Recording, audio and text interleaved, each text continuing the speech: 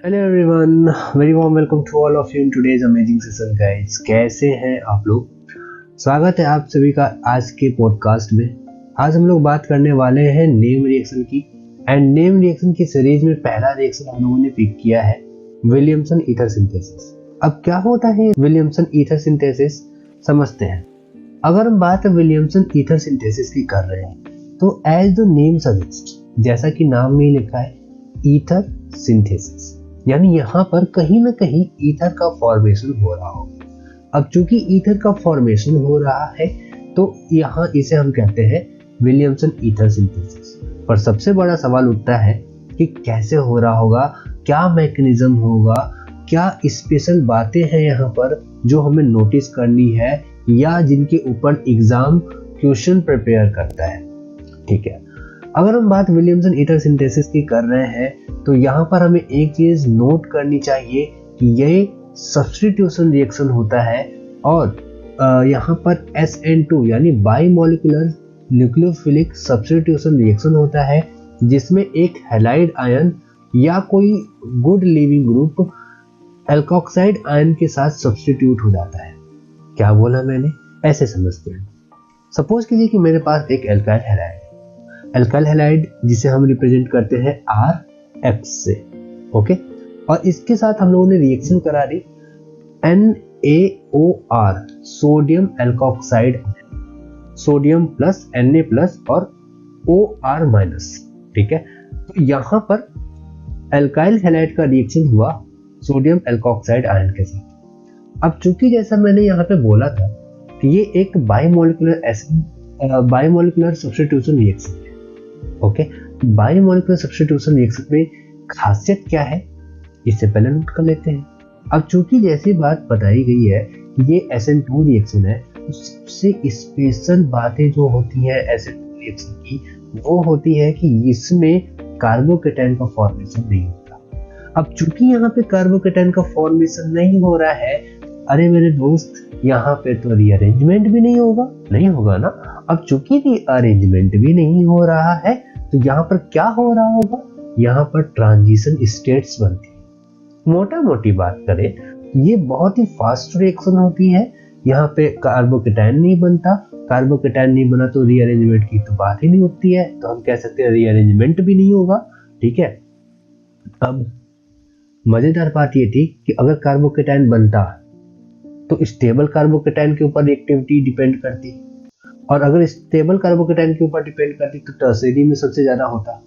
लेकिन चूंकि ये SN2 रिएक्शन है और यहाँ पे कार्बोकेटाइन का फॉर्मेशन ही नहीं हो रहा है, यानी सीधे सीधे रिएक्शन कह रहा है कि भाई मुझे ऐसे कंडीशन में लेकर के जाओ जहां पे भीड़ भाड़ थोड़ी कम हो। भीड़ भाड़ कम होने का मतलब क्या कि लेस स्टेरिक हिंड्रेंस। इसीलिए SN2 की रिएक्टिविटी जो होती है सबसे ज्यादा प्राइमरी अल्काइल हैलाइड में होता है, फिर सेकेंडरी अल्काइल हैलाइड में, फिर टर्शरी अल्काइल हैलाइड में। ओके, तो अब जब SN2 रिएक्शन का ये ऑर्डर है रिएक्टिविटी का, तो सिंपल सी बात है विलियमसन ईथर सिंथेसिस की रिएक्टिविटी का भी यही ऑर्डर होगा, यही सीक्वेंस फॉलो होगा। तो बिना देर की हम ये समझ गए कि SN2 रिएक्शन हो रही है, SN2 रिएक्शन हो रही है तो इसका मतलब क्या हो रहा है वहां पर, इसका मतलब कि वहां पर लेस स्टेरिक हिंड्रेंस का रिएक्टेंट हमें चाहिए। इसका मतलब सबसे ज्यादा प्राइमरी में होगा, फिर सेकेंडरी में होगा, फिर टर्शरी में। अब आप पूछ सकते हो कि ठीक है, इतना सब तो समझ में आया, एक बार रिएक्शन तो समझा दो, क्या चल रहा है रिएक्शन में। ऐसे समझते हैं, हमने एल्काइल हैलाइड लिया था, फॉर एग्जाम्पल हम ले लेते हैं मिथाइल ब्रोमाइड और उसके साथ रिएक्शन ले लेते हैं, और एल्कोक्साइड आयन का हम क्या ले सकते हैं, sodium methoxide. Okay, NaOCH3, sodium methoxide ले लिया। अब मैंने बताया कि यहाँ पर SN2 रिएक्शन है, कार्बोकेटाइन का फॉर्मेशन नहीं हुआ, तो अब आप देखिए कि कहाँ पे बॉन्ड पोलैरिटी है। बॉन्ड पोलैरिटी का सीधा सीधा मतलब हुआ कि कहाँ पे फ्रूट है, कहाँ पे दरार है।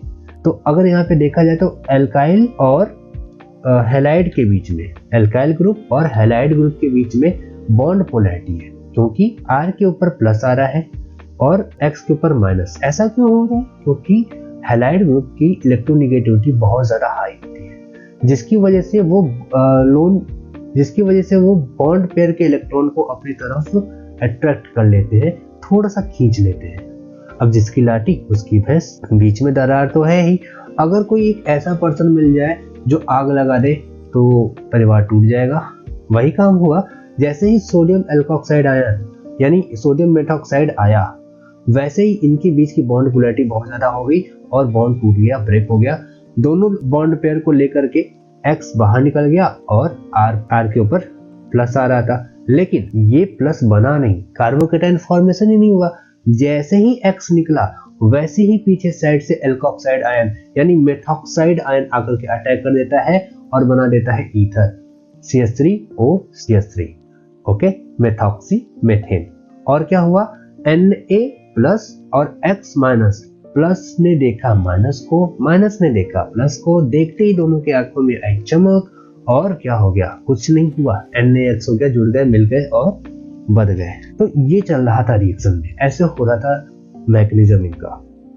ओके, कुछ लिमिटेशंस भी होती हैं विलियमसन ईथर सिंथेसिस में, वो जान लेते हैं। अगर हम बात कर रहे हैं विलियमसन ईथर सिंथेसिस की, तो सबसे बड़ा ड्रॉबैक है कि वो SN2 रिएक्शन है। और लिमिटेशन की बात हो जाती है तो लिमिटेशन यहीं पर आता है कि इस प्रोसेस में SN2 रिएक्शन हो रही है, यानी यहाँ पर लेस स्टेरिक हिंड्रेंस रिएक्टेंट चाहिए, जिसकी वजह से यहाँ पे टर्सरी एल्काइल हैलाइड या मोर स्टेरिक हिंडर्ड रिएक्टेंट इस रिएक्शन को प्रोसीड नहीं कर सकते। दिक्कत क्या होती है, क्या सर वो रिएक्शन ही नहीं देंगे?